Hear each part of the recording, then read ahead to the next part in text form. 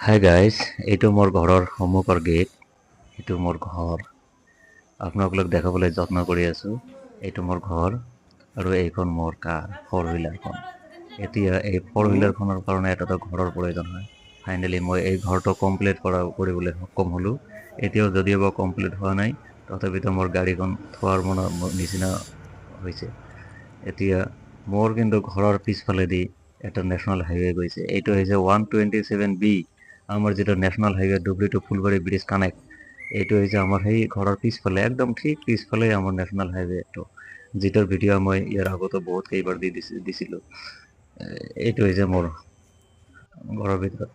Finally মই মোৰ গাড়ীৰ গেৰেজত গাড়ীখন সোমাবলৈ চেষ্টা কৰি আছোঁ। আপোনালোকে চাই থাকক।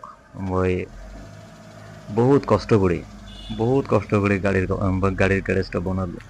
এতিয়াও আধৰুৱা হৈ আছে, কিন্তু উপায় নাই। কিন্তু আমাৰ যদি থকাৰ কাৰণে যদি ঘৰৰ প্ৰয়োজন হয়, ইমান টকাৰ গাড়ীখনৰ কাৰণে কিয় ঘৰৰ প্ৰয়োজন নহ'ব? গতিকে মই বহুত কষ্ট কৰি হ'লেও গাড়ীখনৰ কাৰণে এটা ঘৰ বনালোঁ। আপোনালোকে দোৱা কৰিব যাতে মই আৰু বহুত কিবা কিবি উন্নতি কৰিব পাৰোঁ। গতিকে আপোনালোকে দোৱা কৰিব আৰু মোৰ আগন্তুক ভিডিঅ'বিলাক আপোনালোকে চাই থাকিব, লাইক কমেণ্ট কৰিব আৰু শ্বেয়াৰ কৰিব। Thank U.